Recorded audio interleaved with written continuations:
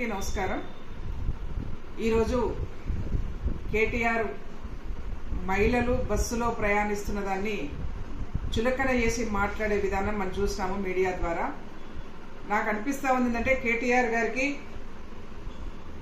బహుశా మహిళలకు free bus ఇవ్వడం అనేది నచ్చట్లేదేమో, అందుకే పదే పదే మహిళలకు ఫ్రీ బస్సు మీద అనేక మార్లు కేసీఆర్ మాటల్లో కేసీఆర్ గారి ప్రసంగాలలో మహిళలకు ఇస్తున్నటువంటి ఫ్రీ బస్సు మీద చులకనగా మాట్లాడుతూ ఉన్నాడు।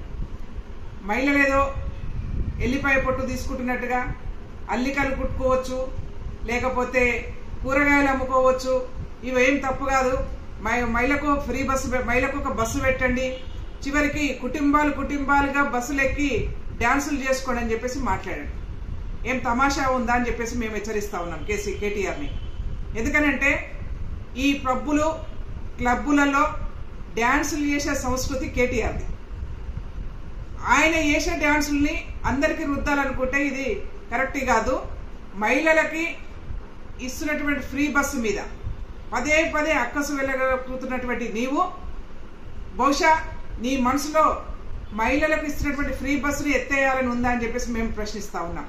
ఒకవేళ నీకు అదే ఒపీనియన్ ఉంటే, అదే అభిప్రాయంతో నువ్వు ఇట్లా ఉంటే నీ బహిరంగంగా చెప్పు, లేదనుకుంటే మహిళలు ప్రయాణిస్తున్నటువంటి ఫ్రీ బస్సులో ప్రయాణం చేస్తున్నటువంటి మహిళల్ని చులకన చేసి కించపరుస్తూ మాట్లాడుతున్నటువంటి కేటీఆర్ బహిరంగంగా మహిళలకు క్షమాపణ చెప్పాలని చెప్పేసి కాంగ్రెస్ పార్టీ నుంచి డిమాండ్ చేస్తా ఉన్నాం।